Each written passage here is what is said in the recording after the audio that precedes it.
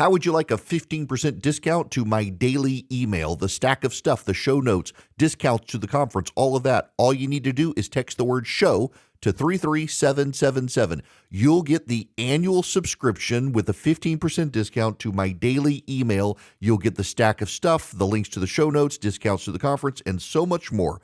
All you have to do is text the word show, SHOW, to 33777. Text show to 33777.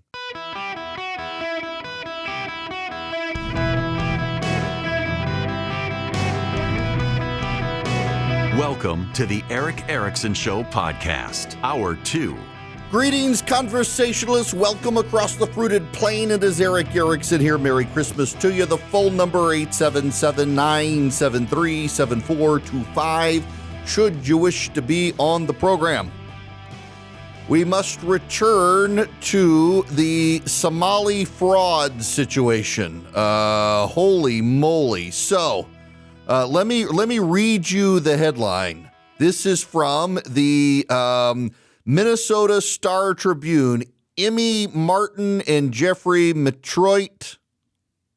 Here we go. The headline: Trump claims Minnesota lost billions to fraud. The evidence to date isn't close. The fraud allegations have been used as a justification for federal immigration enforcement against Minnesota's Somali population. Now, I need to play you the audio that happened yesterday. This is a press conference. First Assistant United States Attorney Joe Thompson of Minnesota. This is from Fox 9 in Minnesota. Listen to this. Of course, it's going to freeze on me as I start to play it. Of course, that's the way it works. When you have a buildup like that, let's go. Here we go. The iceberg I saw ahead.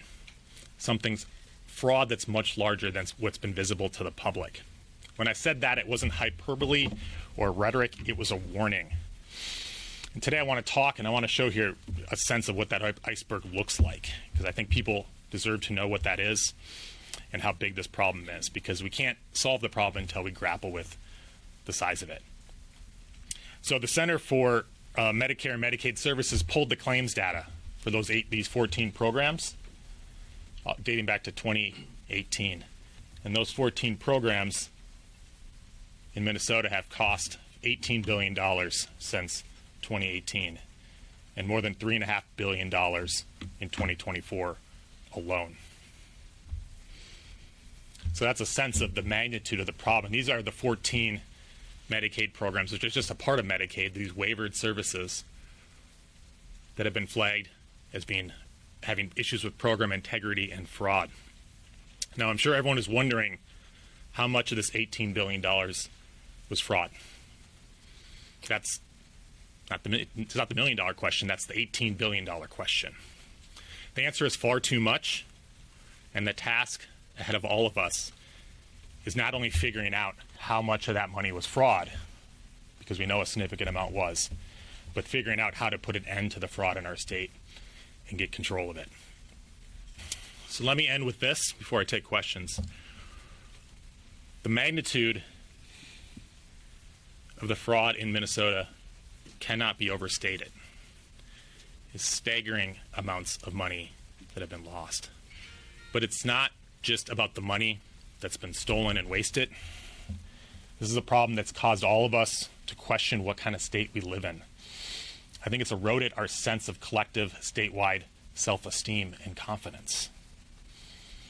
It's caused a state, as I've said before, that has long taken pride in having a strong economy, good schools, beautiful lakes, mini parks, and a sense of community spirit and civic mindedness.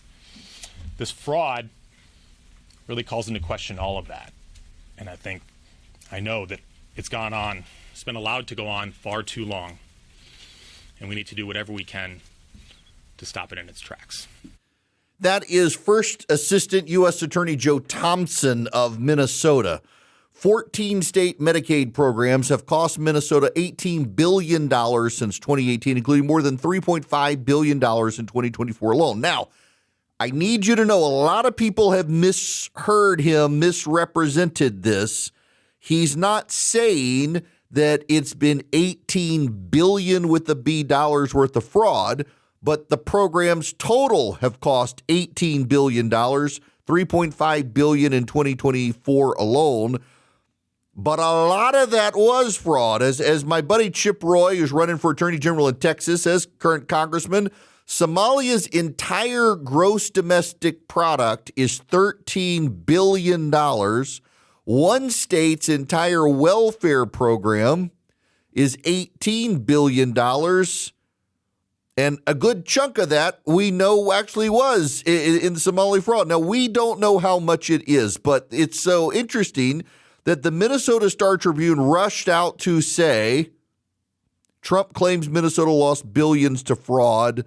The evidence to date isn't close. Actually, it looks like it is millions and millions and millions of dollars in fraud. Some of these people were living lavish lifestyles. So it wasn't $18 billion in fraud, but it was perhaps hundreds of millions of dollars in fraud. In fact, we now know, and this one blows my mind, that in Minnesota, in the Somali community, entire stores were set up for the sole purpose of fraud through the SNAP program. You heard me right. You know the SNAP benefits. In the Somali community in Minneapolis, they set up stores for the sole purpose of engaging in fraud for this welfare program. Now, here's this. This is from CBS News, Jonah Kaplan and Michael Kaplan. Federal prosecutors announced new indictments Thursday in the widening Minnesota fraud scandal, this time involving two Philadelphia-based men accused of traveling to Minneapolis after a friend told them the taxpayer-funded programs there presented a good opportunity to make money. Anthony Waddle Jefferson and Lester Brown are accused of siphoning millions from federally funded programs administered by Minnesota officials that were meant to help people with disabilities and those suffering from addiction.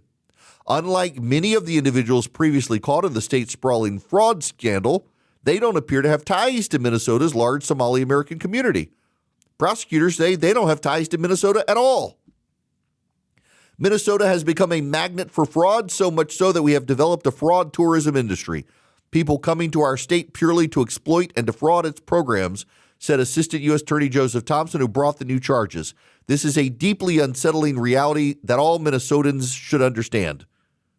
Court filings allege the men submitted up to $3.5 million in fake and inflated bills for Medicaid reimbursements after they set up a company intended to provide housing and other services to individuals who qualified for the program. They allegedly fleeced the housing program in Minnesota despite living on the other side of the country and having no network in or connections to Minnesota or its communities. Jefferson and Brown were among 6 people indicted for fraud. Abdinajib Hassan allegedly registered a company to help channel state resources to the families of children with autism, spending some of the $6 million he took from the program on the purchase of a Freightliner semi-truck. Hassan Ahmed Hussein and Ahmed Abdirashid Mohammed were accused of pocketing $750,000 intended to help Medicaid recipients find housing, then using the money for international travel. Camille Omar Salah allegedly submitted $1.4 million in fraudulent claims as part of the Housing Stabilization Services fraud scheme. He spent $150,000 of it on crypto and fled to Amsterdam after he was subpoenaed.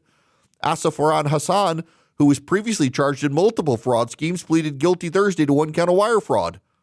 Prosecutors said Thursday they're investigating roughly $18 billion spent on social programs in Minnesota since 2018. CBS News asked how much they believe was fraud. They said they've seen more red flags than legitimate providers. Thompson suggested half of the $18 billion or more could be fraud.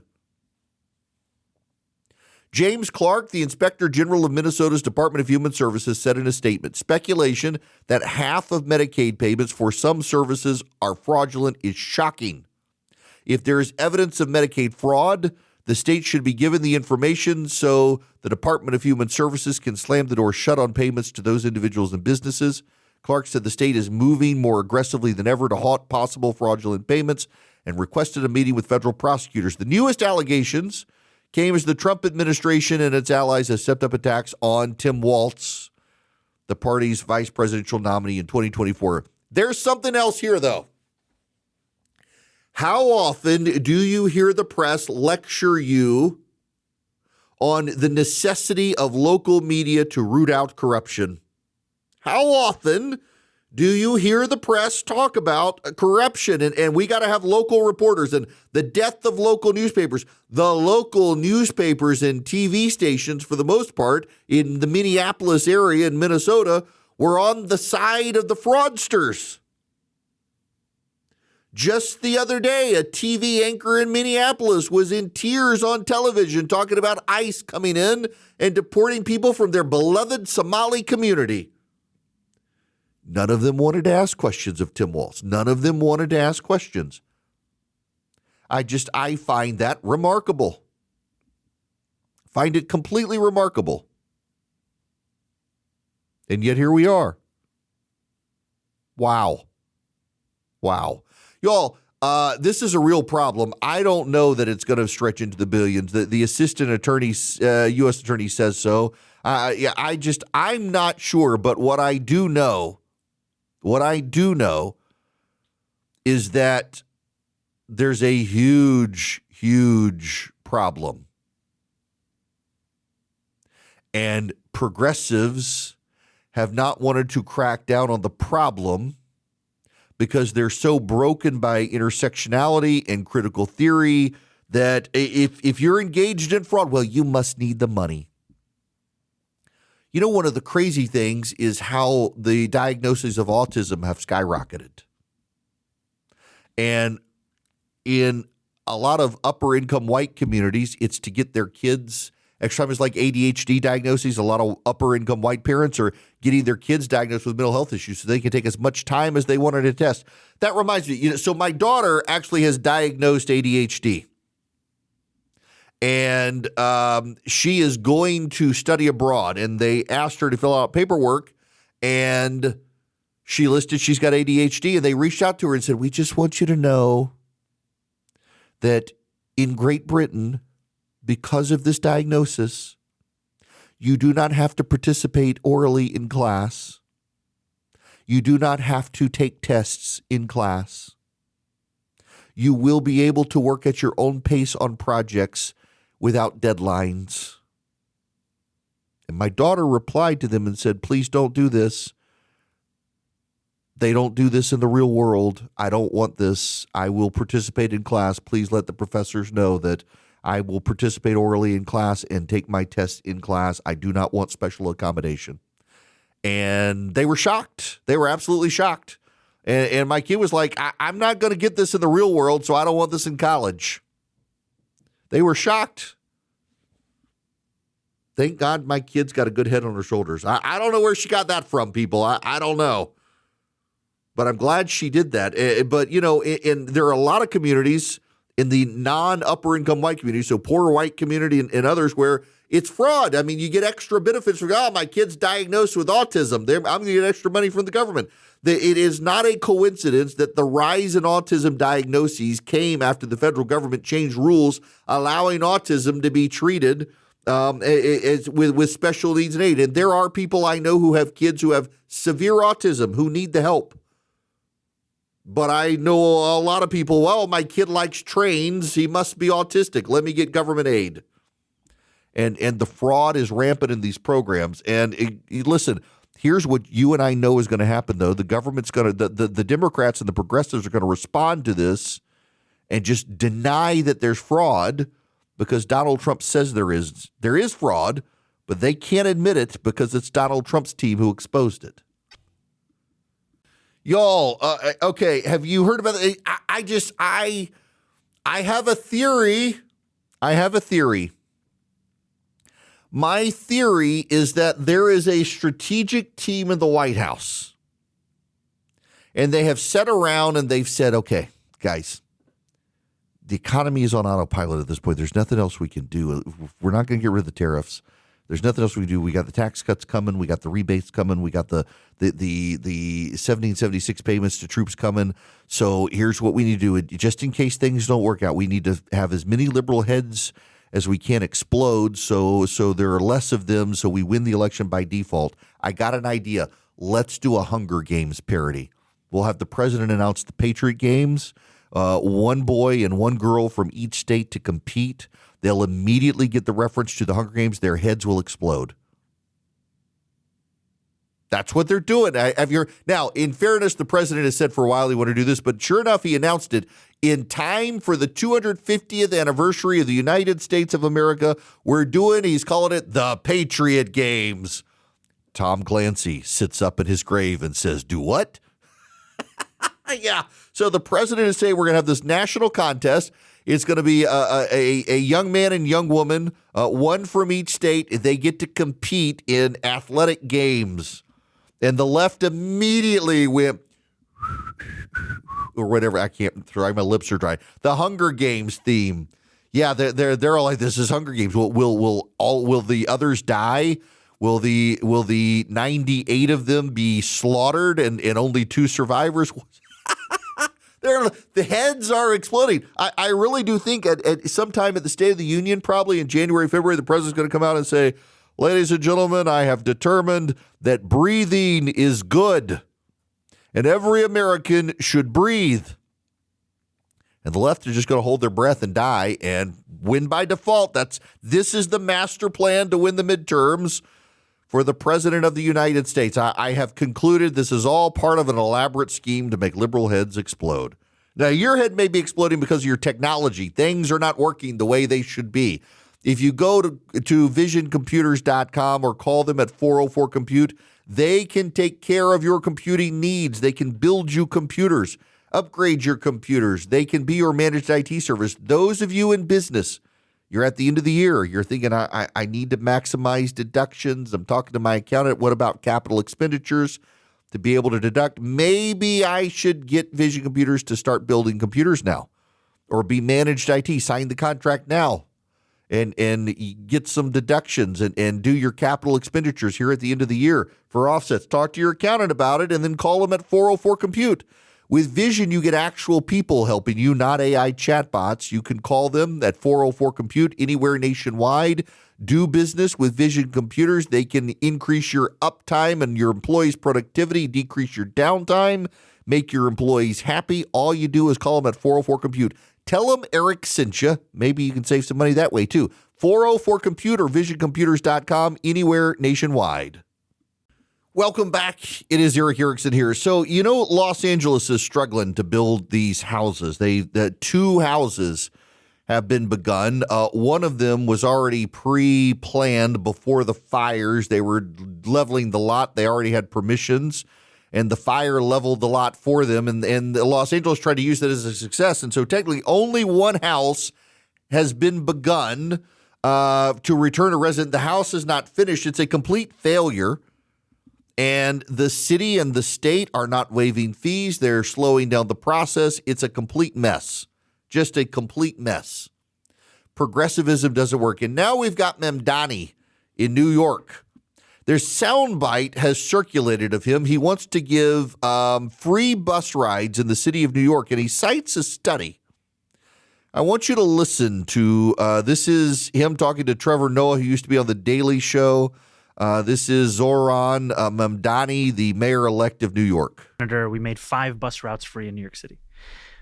When we made those bus routes free after a year, assaults on bus drivers dropped by 38.9%. On the bus drivers? On the bus drivers. Because unlike the train, the act of fare collection on the bus happens on the bus. Yeah. It's their job, And bus drivers and unions have shared anecdotally that about 50% of assaults happen around the fare box. So when you eliminate the fare box, you make for a safer experience for the bus driver, for everyone on the bus. Yeah. Okay. that sounds incredible, doesn't it? A massive drop in assaults. Someone actually pulled up the study and says actually he got the math wrong. It was actually statistically insignificant. Someone just did the math wrong in the study. They forgot to difference the differences, among other things. Boy, everybody's getting math wrong. Interestingly enough, they also include verbal assaults, not just actual physical assaults, but verbal assaults. Now, we do have other experiences here. Tucson, Arizona, they made their buses free 5 years ago. Assaults on the buses actually went up. Now, here's the thing. If he wants to do this in New York, I think he should do it in New York. If they can make it work in New York City. But I think it's going to drive up costs. But this goes back to, I played you in the first hour, the Howard Lutnick girl math stuff. And by the way, I'm not being, it is an entire trend on social media, girl math. This is my wife does it. I bought these 5 things because they were on sale. So I wound up spending more than I would have if I bought the one, but they were all on sale. So I saved us money. How does that work? I don't know. That's what Mamdani is doing here. If we make it free, assaults go down. Never mind we got the math wrong. It is actually statistically insignificant, and most of the assaults are verbal assaults, not physical assaults. Multiple other cities. I used Tucson. That's the one foremost in my mind, but several other cities did this, and assaults went up. Why? Because now the homeless people can get on the bus. The homeless people can get on the bus now. That they don't need money. They get on the bus and they can ride around, and they're assaulting more people on the buses. Not the bus drivers, just the passengers. I'm just not sure this is wise. But I'm not in charge. Now, this gets me to what I was talking about yesterday. Listen, and hinted at in the last segment that the economy is kind of on autopilot. If we can acknowledge the truth, the economy is kind of on autopilot, and it's probably the White House is convinced that things are going to be good. The White House is convinced we're headed in the right direction. The White House is also convinced at this point there is nothing more they can do. So I think the GOP would be wise to really, really, really pick up on all of the other problems with the Democrats, and the policies of the Democrats come into play here. Let me play you this clip from Harry Enton on CNN from yesterday about polling. That's right now. Yeah, I mean, Democrats in the minds of the American public are lower than the Dead Sea. What are we talking about here? Well, let's take a look. The net approval rating for Democrats in Congress, you said it, Kate Baldwin, the lowest ever. Look at this. Overall, they are 55 points underwater. Their approval rating is south of 20%. It's even worse when you look at independents. Look at this. Negative 61 points. That means that their approval rating is 61 points lower than their disapproval rating. Quinnipiac has been polling this question for the better part of the 21st century. They have never found Democrats, at least those in Congress, in worse shape than they are right now. That's independents and overall, but what about Democrats on Democrats? Yeah, what about Democrats on Democrats? So part of the reason overall is so low is independents are driving it low, but that's not the only reason it's so low. What about Democrats on Democrats? Democrats net approval rating of congressional Democrats. I want you to keep in mind, they had never rated Democrats negatively until this year. And right now, what are we talking about? We're talking about a net approval rating from Democrats. This is Democrats on Democrats. Their approval rating is actually lower than the disapproval rating, and that is quite the drop from October. I think during the shutdown, there was a bit of a boost for Democrats, right? There was a rallying around the flag effect going on, but Democrats did not like how that shutdown turned out. They have returned against Democrats in Congress, and you mentioned Dan Goldman in that intro. One of the reasons that Dan Goldman is in trouble right now in a potential primary against Brad Ladner is because at this point, the Democratic base is so upset with Democrats. So even if Democrats take back Congress, don't be surprised if Dan Goldman ain't there because of numbers like this one. And this is quite a shift that you're looking at here. I mean, so this gets to the midterms, of course.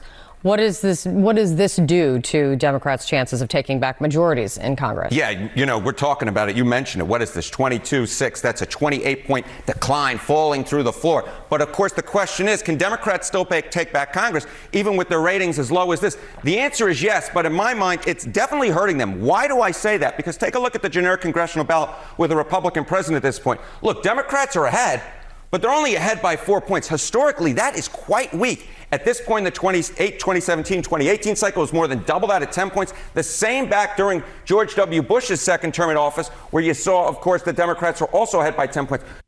Yes. And my point yesterday was that, so when you look at the Republican waves in 2010, 2014, when you look at 2022, where it was kind of a wash, Republicans did okay, but not great. The generic balloting had the GOP up for 5 points. When the Republicans are up 4 or 5 points, they tend to do very well. When the Democrats are up 4 points, they don't do as well. They can make some gains, but not strong gains. The Democrats need to be up like 10 points, like in 2005, 2017, headed into the midterms. December 2025, they're up 4 points. And as much as people don't like the president, they really, really, really don't like the Democrats. So my message to the Republicans and to the president right now is start pointing out the incompetence and weirdness of the Democrats. The Minnesota fraud scandal plays into it. Mamdani and the free buses and the inevitable violence that's going to come in New York. The inability of Democrats to build houses in Los Angeles. The way the Democrats talk about illegal aliens. I played that clip yesterday that statistically they're less violent than American citizens. And you got the progressive prosecutor in Fairfax County, Virginia, who led the illegal alien out of prison so that he could avoid deportation, and the guy murdered someone the next day. Highlight these issues. Highlight the Democrats' weaknesses on illegal immigration. If you believe the economy's on autopilot, it's going to fix itself, it's going to get better, then start talking about it as it's improving, but talk about all the other stuff that people hate about Democrats. So that you start turning independents off of Democrats and start saying, okay, I don't like it right now, but I'm going to stick with the horse I bet on in 2024 because these other guys haven't learned their lessons. There is a way forward for the Republicans, and the way forward for the GOP is the insanity of the Democrats. Look at the Brown University situation. They couldn't tell us what the guy said. And by the way, people suspected what he said. And as I mentioned the first hour, you had this conspiracy theory around this Palestinian student who the university started deleting all of his stuff for. People were like, they're covering this up. Their refusal to be honest sparked the conspiracies that led to the targeting of this guy who is a real victim. He is a real victim. People are saying, I suspect it's this guy. Look what they're doing. They outed him with his picture. And then there's the Erickson guy. My people. They came after an Erickson. How they got the shooter confused with this Erickson guy, I have no idea. Surely he didn't look like what was on camera. Just wild stuff. Go after the insanity. Go after the insanity. It is important, I think, that we highlight just how bad the Democratic policies are. I gotta say that I think that if first of all, like I said the first hour, keep Howard Lutnick off TV, but also I would say if you're not going to give up on tariffs, if you're not going to abandon the tariffs, and the president's going to double down on the tariffs, okay, let the economy go on autopilot. Maybe pull the president back a little bit from being overexposed, and just highlight the Democrats. people don't like them. I played you the Harry Inton polling. People do not like the Democrats right now. They don't like the president, but they really, really, really hate the Democrats. So highlight the Democrats. Show just how insane they are. And you got a great contrast. As the economy starts to heal, people will say, you know what, actually, I actually think that the Republicans aren't that bad. And the contrast that the Democrats have provided us will help us in the midterms, because when you got Mamdani, you got the problems in Los Angeles, you got the problems in Minnesota, you got the Democrats in Congress themselves. They are the gift that keeps on giving for the GOP. Y'all, welcome back. Some of the survivors in the Jeffrey Epstein saga have been voicing concerns in private meetings with Democratic lawmakers about the intermittent disclosures that are designed to make Donald Trump look bad. They have voiced concerns to Democratic members of Congress, particularly to female members of the Democratic conference in the House of Representatives and on the House Oversight Committee, that the drip of stuff designed to throw a political narrative is actually undermining the efforts of victims for justice. Surprise! Surprise! Surprise! There are real victims here. And they went to members of Congress hoping for justice. And instead, they become political pawns used to attack Donald Trump. The New York Times the other day did a big expose on Donald Trump's ties to Jeffrey Epstein. And you know what they discovered? No impropriety on Donald Trump's fault. None of the victims had ever seen Donald Trump doing anything untoward. No victim came forward and said Donald Trump abused them. Nothing. Absolutely nothing. The Republicans used these women to try to get Democrats, including Bill Clinton. And now you got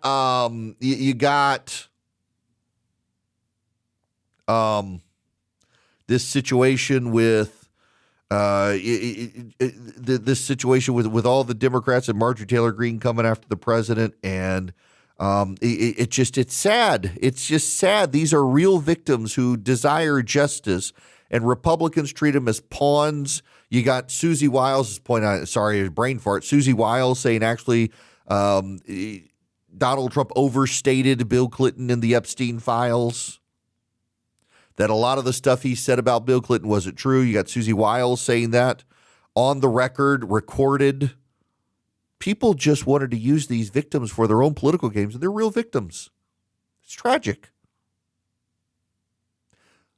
But I told you this was going to happen. The Democrats, they don't care about these women.